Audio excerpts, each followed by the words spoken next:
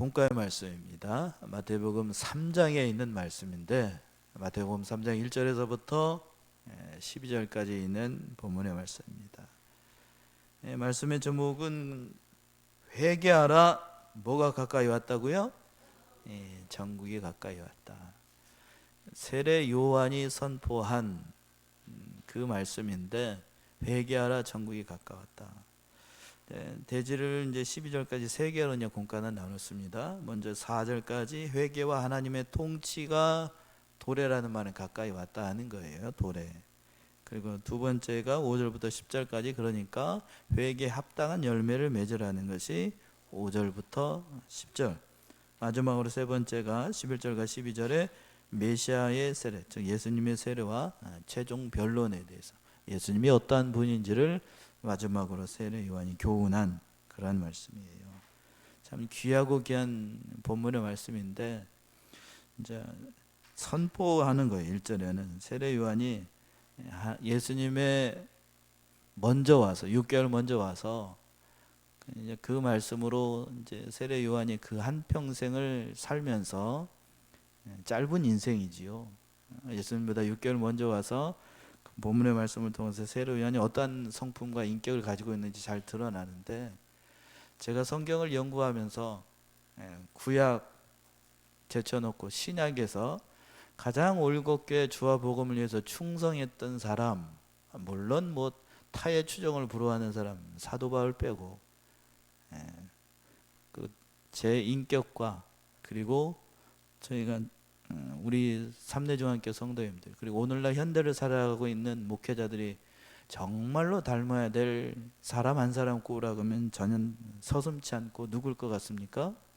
세례 요한입니다. 세례 요한 짧은 인생을 살았어요.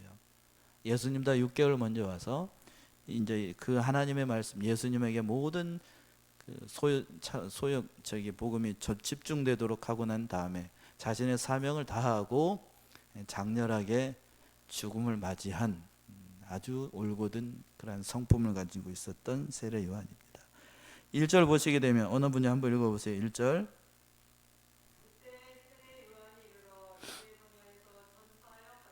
그때에 세례 요한이 이르러. 그때라고 하는 거는 시간이 좀 지난 거예요. 2장까지는 이제 요셉과 마리아가 애굽으로 피난 갔다가 다시 나사렛이라고 하는 동네에서 그 복음을 전파할 때까지 예수님께서 기다리셨죠. 오늘 본문의 말씀은 그때로부터 약 30년의 시간이 지난 때를 얘기를 하는 거예요. 그러니까 그때에라고 한마디 해놓고 몇 년이 훅 지나간 거예요? 30년이 훅 지나간 그때를 얘기를 하는 겁니다. 그때에 세례 요한이 나타난 거예요. 예수님보다 6개월 먼저 나왔다고 그랬죠. 세례 요한이 나타나서 유대 광야에서 하나님의 복음을 전파하기 시작을 한 겁니다. 세례 요한, 잠시 말씀을 드리면 그 아버지가 제사장 누구였죠? 사자로 시작해요. 우리의 성경의 실력이 다 드러난다. 사가랴. 그리고 그 어머니의 이름이 원래 누가복음의 엘리사벳입니다. 엘리사벳. 사가랴는 잘 몰라도 엘리사벳은 잘 알죠. 왜 잘 알까? 영화 배우 가운데에 엘리자벳이라고 하는 이름이 많이 나와요. 영어식 이름 가운데 그 엘리사벳이에요. 엘리사벳. 엘리사벳 참 이쁜 영화 배우, 미국 여자 배우 가운데 있습니다. 저의 젊은 시절의 로망이었던 아주 미인인 그 엘리사벳이 있었는데, 아무튼 그 이름인지 모르겠습니다만 제가 추측해 보면 엘리사벳도 미인이 아니었을까. 근거 없는 확신을 가지고 이렇게 얘기를 해봐요. 그 둘 사이에 태어난 아들이 누구였는가 하면 세례 요한입니다. 원래 세례 요한은 이름은 요한이고, 구분하기, 사도 요한과 구별하기 위해서 앞에 뭘 붙인 것 뿐이죠? 세례라고 하는 이름을 붙인 것 뿐입니다. 예수님에게 뒤에 가서 다음 주에 살펴보겠네요. 세례를 줬던 그 사람이기 때문에 세례 요한이라는 이름이 붙은 겁니다. 그 제사장 가문에서 태어났어요. 당연히 그러면 세례 요한은 가만히 있으면 뭐가 되는 거예요? 제사장이 되는 겁니다. 그런데 제사장의 신분으로 태어나 가지고 유대 광야에서 복음을 전파했다는 거예요. 언제부터 세례 요한이 유대 광야에 갔는지 알 수는 없습니다만 자신의 신분과 그 모든 것을 다 내려놓고 주와 복음을 위해서 예수님의 그 선구자로서 그 자신의 사명을 감당하기 위해서 유대 광야에서 복음을 전파했던 거예요. 쉽지 않은 겁니다. 쉽지 않은 거. 제가 왜 쉽지 않다고 얘기했는지 본문의 말씀 보게 되면 우리가 이해가 돼요. 자, 세례 요한이 선포했던 복음이 2절에 나옵니다. 2절을 우리 같이 합독해 봅시다. 2절 짧으니까요. 시작. 회개하라 천국이 가까웠느니라 하였으니. 세례 요한이 전파한 복음은 간단합니다. 첫 번째 뭐 하라고요? 회개하라. 그리고 또 뭐가 가까웠다? 천국이 가까웠다. 세례 요한이 전파한 그 말씀은 하나님의 말씀인데 근데 그 말씀이 회개하라고 얘기했어요. 회개. 여기서 말하는 회개는 단순히 죄를 뉘우치고 내가 죄인입니다 이렇게 고백하는 것 그걸 얘기를 하는 게 아니고 그 정도로 끝나는 것이 아니라 악인은 그 길을 돌이키고 모든 생각을 버리고 온전히 하나님께 돌아오는 진정한 의미의 회개. 180도로 하나님께 돌아오는 것. 공과에도 그렇게 되어 있어요. 지적으로 죄가 무엇인지를 알고 감정적으로 죄를 미워하고 의지적으로 하나님께 돌아오는 것. 지정의가 하나가 되어서 온전히 하나님께 돌아오는 것을 회개라고 얘기를 해요. 그런데 오늘날 대한민국 현대를 살아가고 있는 크리스찬들은 대부분 다 회는 합니다. 회가 뭐예요? 뉘우친다는 거지요? 회는 하는데 뭐는 안 해요? 개는 안 합니다. 아이고 잘하시네요. 예. 개는 안 합니다. 고치는 바는 없어. 저문 열고 나가면 오늘 말씀 들은 거 샥 언제 들었냐 싶어가지고 샥 내려놓으라고 그랬더니 말씀까지 다 내려놓고 집에 가서는 전혀 들은 게 없습니다. 다른 사람하고 다른 세상 사람하고 똑같이 우리가 살아가요. 또 이제 한 주간 지나다가 저문 열고 들어오면 아이고 말씀대로 살아야 되는데 안 됩니다 하면서 오지요. 여전히 그래서 우리는 그렇게 살아가요. 그런 게 회개라는 게 아니고 우리 교단 목사님 가운데 아실 분들은 아시겠습니다. 신명성 목사님이 이 회개에 대한 그걸로 박사학위를 받았는데 그분 얘기가 회개라고 하는 건 말처럼 그렇게 쉽지 않아요. 저도 그 공부를 좀 해봤습니다. 회개 쉽지 않습니다. 회개는 뒤에 가서 나옵니다만 뭐까지 맺혀야 되냐면 뭐까지요? 열매가 나타나야 돼요. 열매 없는 회개는 뭐에서부터 끝나는 거예요? 입으로만 끝나는 거예요. 진정으로 열매가 나타나야 진짜로 그 사람이 회개했는지 뭔지 알 수 있다고요. 근데 우리는 열매가 나타나지 않죠. 그러니까 진정으로 회개했다라고 얘기할 수 없는 겁니다. 회개 쉽지 않아요. 정말로 회개 어렵습니다. 죄악의 길을 끊어버린다라고 하는 건 쉽지 않아요. 왜 세례 요한이 회개하라고 그랬냐면 그 하반절에 있는 것처럼 뭐가 가깝다고요? 천국이 가까웠어요. 하나님의 나라, 다른 말로는 하나님의 나라인데 이 하나님의 나라를 마태복음에서는 천국이라고 기록을 하고 있어요. 천국. 그러니까 독특한 표현이라고요. 천국. 여기서 천국이라고 하는 가까웠다는 얘기는 그런 의미가 담겨 있어요. 신학적인 표현인데요. 우리가 죽어서 하나님의 나라인 천국에 가는 게 아니고 이미 천국이 우리에게 어떻게 돼 있다고요? 임했어요. 죽어서 가는 게 아니고 누가 예수님이 오심으로 이 땅에 천국이 이미 임하여 있는 겁니다. 이걸 조금 어렵게 표현하게 되면 신학적으로 이미 아직이라는 말인데 예수님이 초림하셨기 때문에 이미 이 세상은 다 천국이 임한 겁니다. 그러나 실제적으로 이 세상이 천국이 됐는가? 그런가요? 아니죠? 아직 아니라고. 누가 재림하셔야 천국이 완성이 되는 거예요? 예수님. 그러니까 우리는 이미 천국에 와 있지만 천국이 임하여 있지만 실제적으로 우리의 삶 가운데 우리 모든 가운데 임하여 있지는 않은 겁니다. 그러니까 그러한 어떤 의미에서 본다라고 하면 우리는 불안한 가운데 신앙을 하고 있는 거예요. 누가 재림하셔야만 결국 다 완성이 되니까요. 예수님이에요.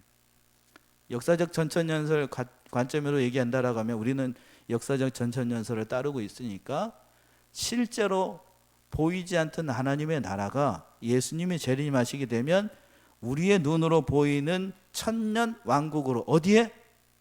이 지구상에 임하게 된다라고 하는 거예요. 믿으십니까? 그게 전천년이에요. 역사적 전천년. 그런데 오늘날에는 이 천년이 눈에 보이지 않던 하나님의 나라가 눈에 보이는 하나님의 나라로 임한다라고 하는 사실을 믿지 않는 사람들이 많아지고 있어요. 많아지고 있다고. 그러면 안 됩니다.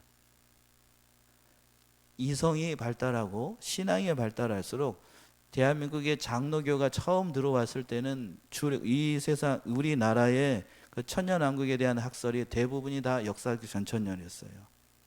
그런데 지금 대한민국의 장로교가 미국과 유럽에서 그리고 아프리카에서 신학을 공부하고 온 사람들이 이제 이 일선에 저의 나이 또래, 저보다 조금 위거나 저보다 좀 아래에 있는 사람들이 공부하고 와서 대부분들이 다 천년왕국에 대해서 뭘로 배우고 오냐면 역사적 전천년이 아니고 무천년으로 배워요. 무천년이라고 하는 건 천년왕국이 있다 없다? 없다. 영적으로 임해졌을 뿐이다. 그렇게 얘기하는 사람들이 많아요.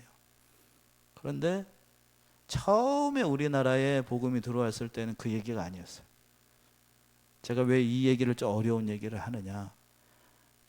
그러한 사람들이 주장하는 거는 뭐냐 하면 어떤 의미에서 본다라고 하면 그 눈에 보이지 않는 천국 그걸 바라보지 말고 현실을 하나님 백성답게 살자는 그 의도는 좋은데 그 의도는 좋다고요.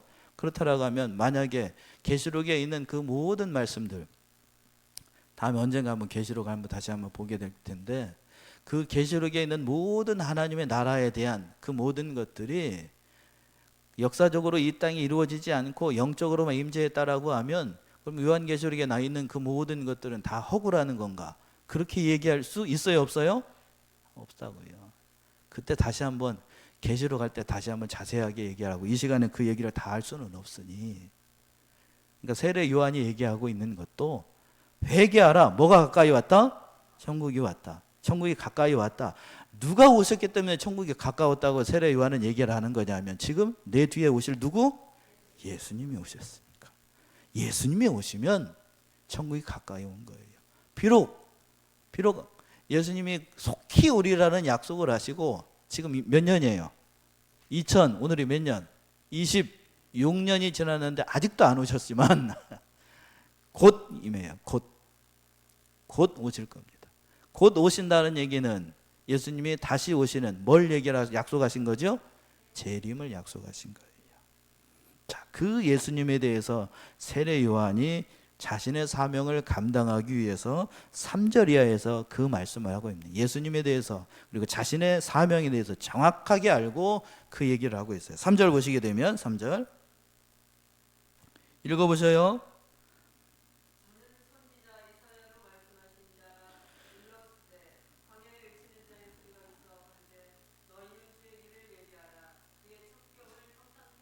예, 저는 선지자 이사야로 말씀하신 자라. 이사야 40장 3절에 있는 말씀을 인용을 해가지고 바로 세례 요한이 이사야 선지자가 예언한 바로 그 선지자라는 얘기입니다. 그러면서 그 사명에 대해서 얘기를 했는데 광야에 외치는 자의 소리.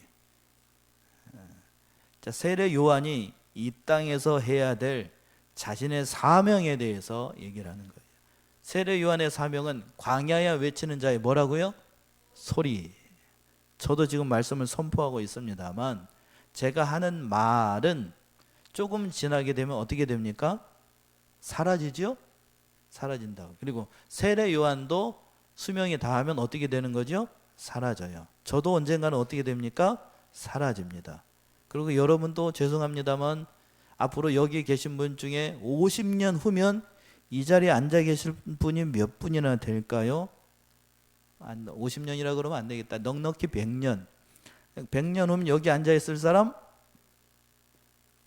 거의 없을 겁니다. 대부분 다 어떻게 되죠? 사라집니다. 그러나 뭐는 남아있죠?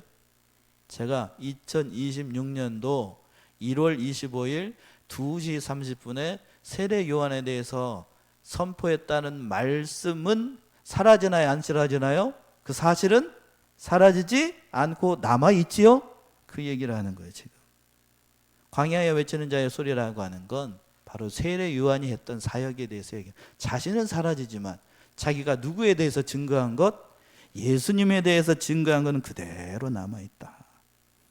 자신의 위치와 사명을 깨닫고 그 자신의 위치를, 자신의 사명을 잘 감당했던 게 세례 요한이었습니다. 그래서 당시 구약의 마지막 선지자로 등장을 한 것이 말라기 이후 몇 년 만에 나타났냐면, 자그마한 채 몇 년 만에? 그래요. 4년 아니고 몇 년 만에? 400년 만에 나타났던 선지자가 이 세례 요한이에요. 그러니까 선지자의 대가 끊어졌다라고 생각했던 유대인들 입장에서 봤을 때 세례 요한이 나타나 가지고 회개하라, 천국에 가까우느니라. 그리고 어렸을 때부터 광야에서 그 훈련을 받았던 세례 요한의 영권은 참으로 대단했다고요. 광야는 어떤 곳이냐면 말 그대로 불뱀이 나오고 전갈이 나오고 온갖 사나운 짐승들이 있는, 저녁에는 귀신이 출몰하는, 여러분들 그런 곳에 하루라도 있을 수 있겠어요? 여기 삼내에 오니까는 공동묘지가 없네. 제가 사는 동네에 정읍인데, 제가 그 어렸을 때 어머니가 밭에, 황토밭에 고구마를 심으러 갈 때쯤 되게 되면 어디를 넘어가야 됐었냐면 그 동네에 공동묘지가 하나 있었습니다. 그 공동묘지를 이렇게 가로질 언덕배기를 올라가지고 넘어가야 그 고구마를 심을 수 있는 밭이 있어요. 그래서 우진이가 지금 어디가 안 좋은지 나갔는데, 저만한 나이일 때 그거를 이렇게 넘어가서 고구마를 심으러 가는 길이 좋았겠습니까? 안 좋았겠습니까? 기분이 별로 안 좋아. 그리고 제가 어렸을 때에는 집에서 강아지를 키웠는데, 강아지, 어머니가 강아지가 따라오게 되면 그 공동묘지 밭을 지나갈 때 강아지를 못 따라오게 했어요. 왜 그런가 하면 따라가게 되면 거기가 공동묘지다 보니까 강아지들이 이렇게 올라가다가 거기에서 땅을 자꾸 파요. 파면 거기에서 뭔가가 하나 나오지요. 뭐가 나올까요? 집사람 한번 들어가지고 그 얘기를 알아. 그 뼈다귀를 집에 물고 와가지고 거기서 어디다 숨겨놓고 막 하는 거야. 그러면 어머니가 그걸 보고 어떻게 하고 기겁을 난리가 나고 그랬던 적이 있는데, 뭔 얘기를 하려다가 너무 많이 왔는데, 광야라고 하는 얘기하다 그랬군요. 그런 곳에서 세례 요한은 어렸을 때부터 훈련을 받았어요. 그러니까 그 영권이 우리랑 같지 않고 대단했던 거예요. 대단했다. 그러니까 한 번 선포하는 그 말씀 가운데 영권이 실렸기 때문에 귀신 들린 사람들 꼼짝할 수가 없었고, 그리고 400년 만에 나온 선지자가 하나님 말씀 올곧게 전하니, 진실하게 전하니, 가식 없이. 사람들도 알아요. 서기관들과 바리새인들이 성경을 가르치는 그 교만방자한 말보다 약대 털옷을 업고 석정을 먹고 입고 있어 남루한 옷으로 선포하는 그 말씀 가운데 그 영권과 진실이 담긴 세례 요한의 선포하는 그 말씀은 정말 그때 당시 유대인들에게 파급 효과가 대단했던 거예요. 사람들도 알죠? 저 사람이 진심으로 전하는지 아니면 위선으로 전하는지 좀 지나면 다 알아요. 그 세례 요한의 인기가 참 대단했다고요. 근데 그 사람이 인기가 참 대단했는데 자신의 사명에 대해서 정확하게 깨닫고 자신의 위치를 넘지 않고 하나님의 말씀을 정확하게 전했어요.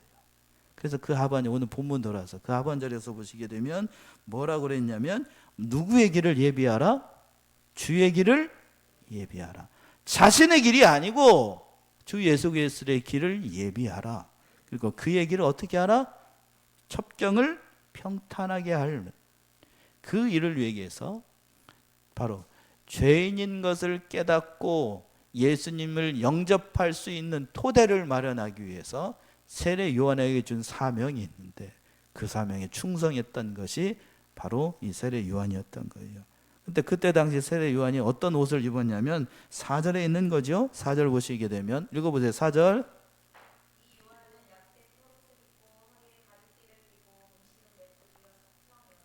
이 요한은 약대 털옷을 입고, 약대는 낙타 옷을 입었다고요.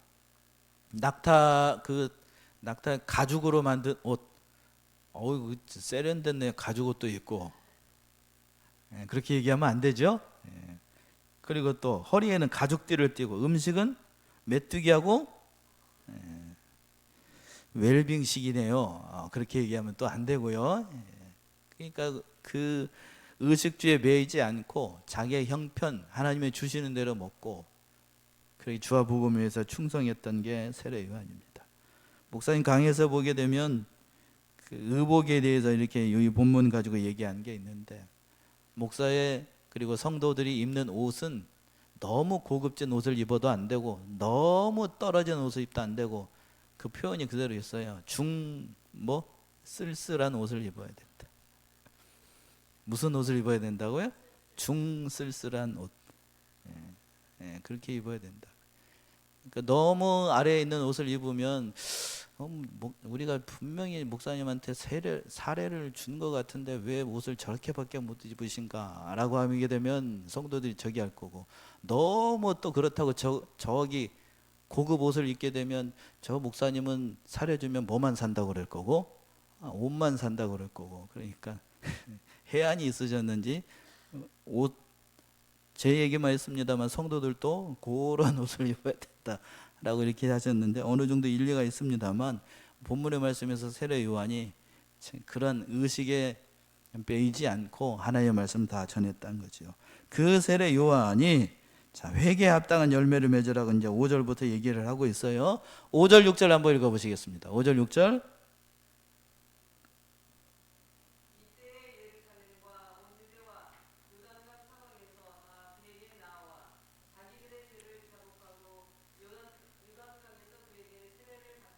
이때에 예루살렘과 온 유대와 요단강 사방에서 다 그에게 나와와.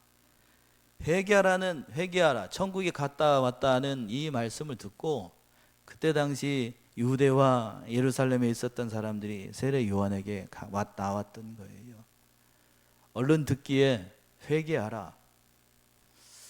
목사가 늘상 설교하는 것이 회개하라는 말씀만 전하게 되면 별로 인기 못 얻습니다. 요즘 성도들한테 다 뭐하라고 얘기를 해야 되죠? 예수 믿으면 못 받습니다. 복 받습니다. 하나님의 이름으로, 주의 이름으로 잘 되기를 축원하옵나이다. 이렇게 해야 인기가 있습니다. 회개하라, 죄를 회개하라 별로 좋아하지 않아요. 하나님 그렇게 믿으시면 하나님이 책망하십니다. 여러분 별로 좋아하지 않아요.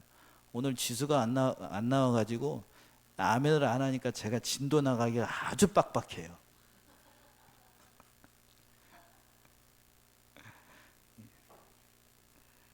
그런데 오늘 본문의 말씀 보게 되면 세례 요한이 사람들이 좋아할 만한 설교를 하지 않았어요. 그런데도 사람들이 세례 요한한테 왔어요. 진심이 묻어난 진리를 선포하는 그 말씀 가운데 갈급한 영혼들이 나왔다는 거지요. 그러면서 그 6절에 있는 말씀이 참 기가 막힌 말씀인데, 나와 자기들의 뭐를 자복했다고요? 죄를 자복했어요. 예수를 영접하는 첫 번째 길은 예수님 앞에 나와서 자기의 뭐를 고백하는 것? 죄를 고백해요. 요 부분뿐만 아니고 앞으로 마태복음을 쭉 살펴보게 되면 예수님은 전자로 영접하게 되면 처음부터 터져 나오는 고백이 나는 의인으로서이다, 죄인으로서이다. 그 고백을 하는 거예요. 그러니까 오늘하고 지난주에 살펴봤던 부자 청년이나 그리고 한 율법사는 자기들이 뭐라고 생각한 거죠? 죄인이라고 생각하지 않고 누구라고 생각했어요? 의인이라고 생각한 거예요.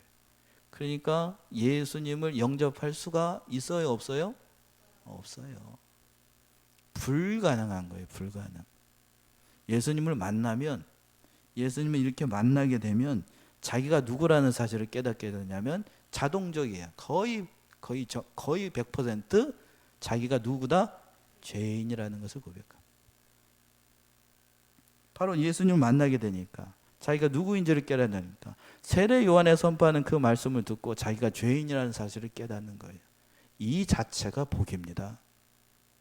이 자체가 복이에요. 자기들의 죄를 회복하고 세례를 받아 요단강에서 큰 은혜가 임한 거예요. 예수를 믿었는데 자기가 죄인이라는 사실을 깨닫지 못하였다라고 하면 그건 잘못된 거라고요. 예수를 믿었는데 자기가 죄인인 것을 발견하지 못한다라고 하면 엄밀한 의미에서 이건 뭐가 되는 거예요? 뭐 일이 없는데 결과가 나오는 거니까 잘못된 거죠? 잘못된 거. 그러면서 그들 가운데 많은 사람들은 세례 요한의 그 설교를 듣고 자기가 죄인이라는 것을 깨닫고 요단강에 와서 세례를 받았는데, 그런데 이런 사람들도 있어요. 7절 보시게 되면 이상한 사람들이 또 나옵니다. 이 7절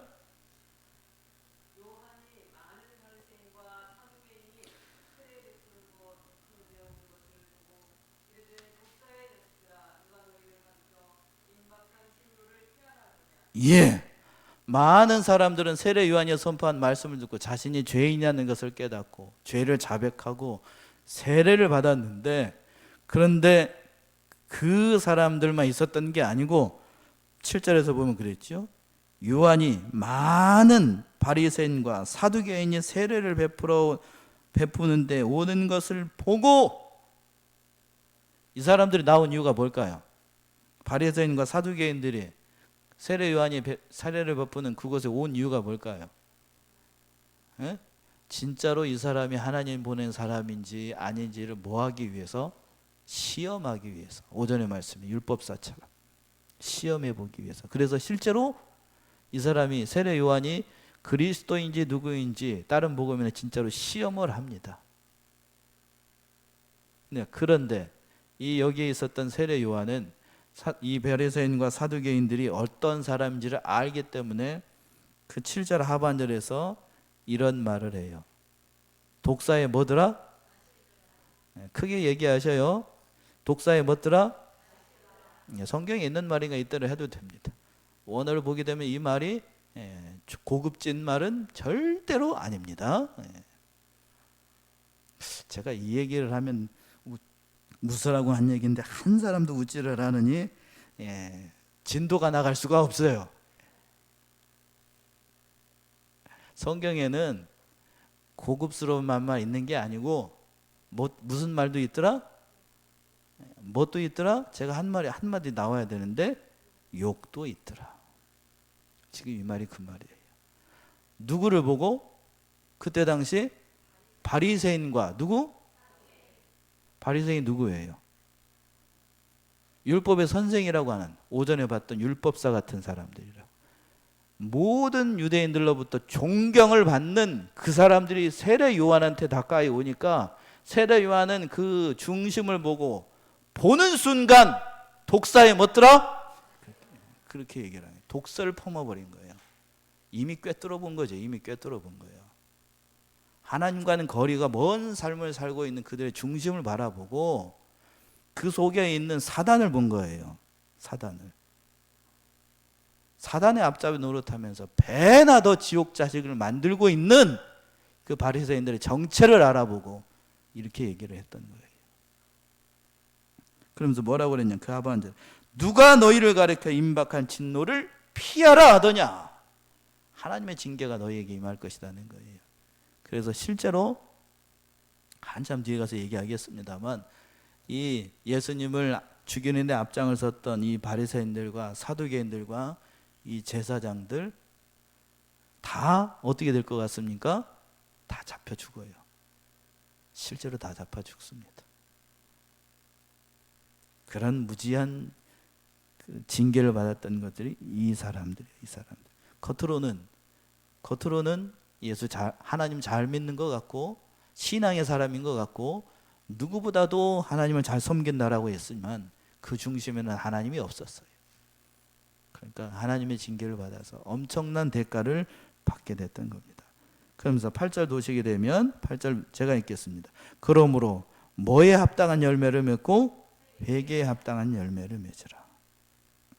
정말로 회개에 합당한 열매, 정말로 하나님을 믿는 백성답게 정말 하나님이 원하시는 바 그런 열매를 맺어야 된다는 거예요. 그래서 9절 보시게 되면 혈통을 자랑하지 말라고 얘기했어요. 9절 한번 읽어보시겠습니다. 9절.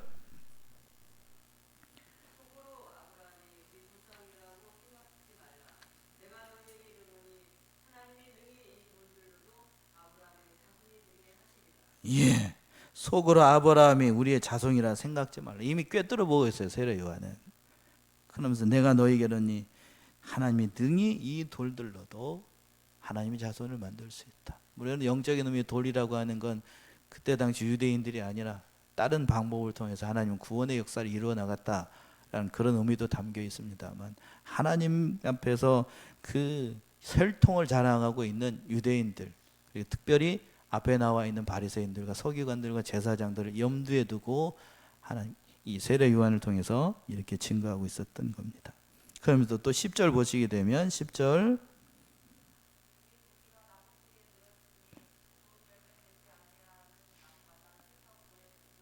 예, 이미 도끼가 어디에 밝게 나무 뿌리에 놓여 있어. 심판을 피할 수 없다는 거예요. 좋은 열매 맺지 않는 나무는 다 불에 던져서 찍어 불에 던지우게 된다고 말씀했습니다. 그러면서 또 11절 보시게 되면 11절.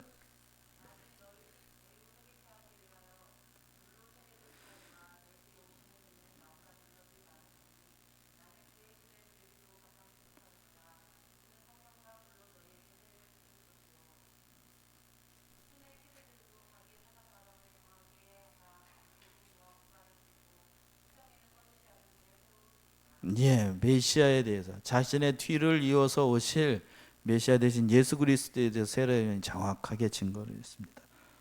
참 이 모습 보되기는 11절 먼저 보시면 나는 너희로 회개케 하게 하여 뭘로 세례를 준다고요? 물로 세례를 주지만 내 뒤에 오시는 보는 능력이 많아서 불로 세례를 주고, 뒤에부터 보시 성령과 불로 너희를 세계를 주게 것이고 나는 그의 뭐를 들기도 감당치 못한다, 신을 들기도 감당하지 못한다.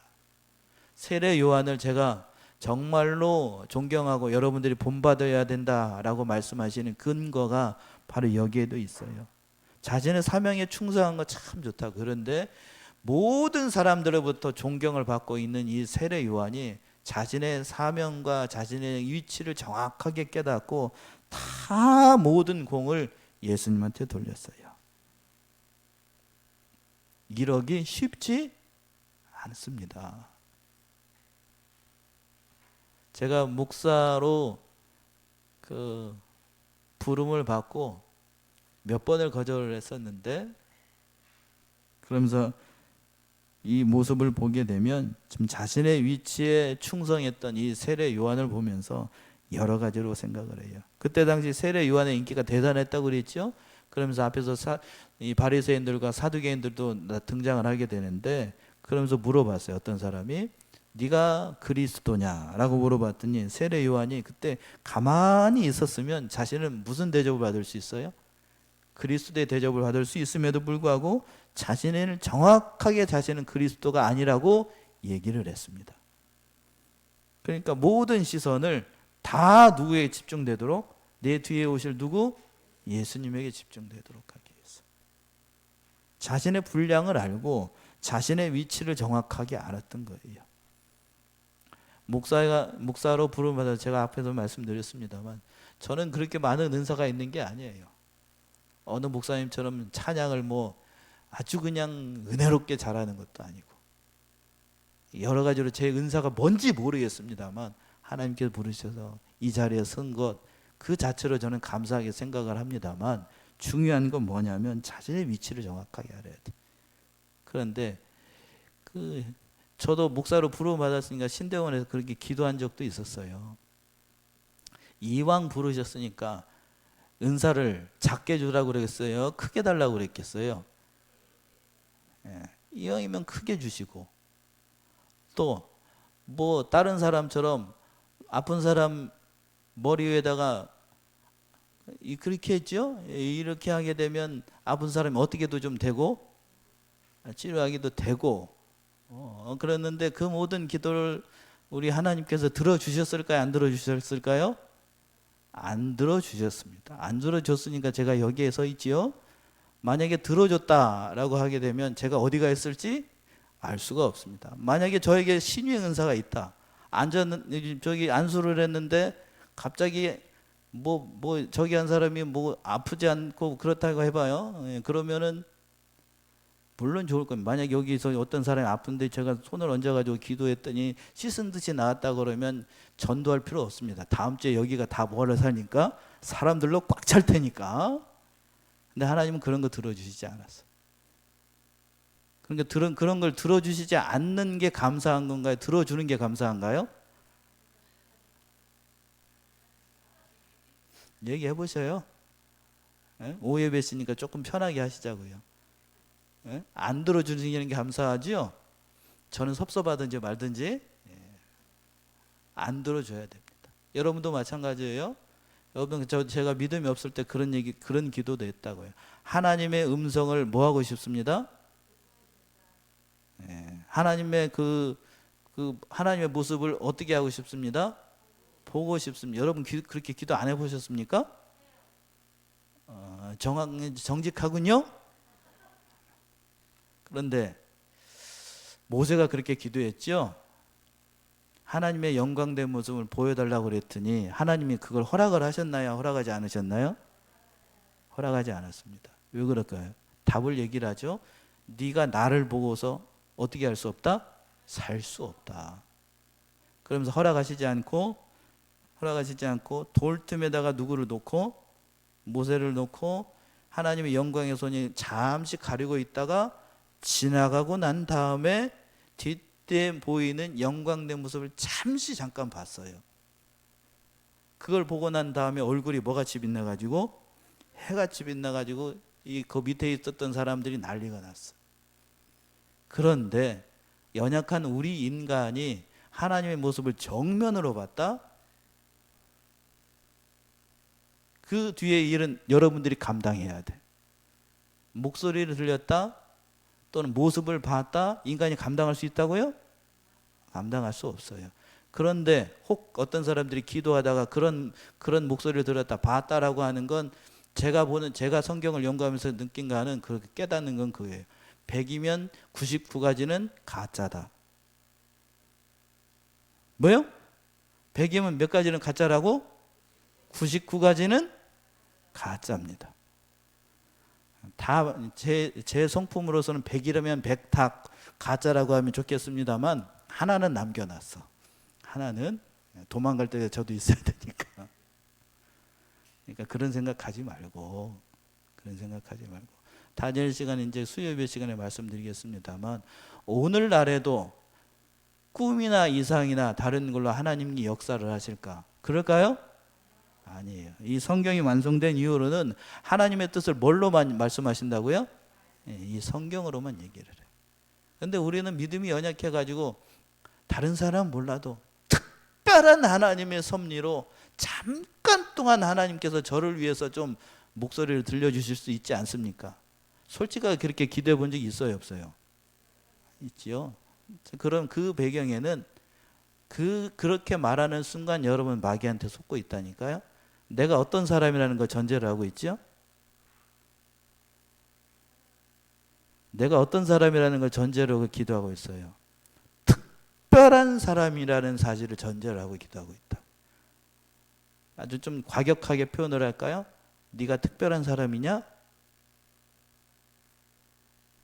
좀 찔리십니까? 여러분 특별한 사람인가요? 아니죠. 평범한 사람이잖아요. 평범한 사람은 예수를 믿어서 어떤 사람으로?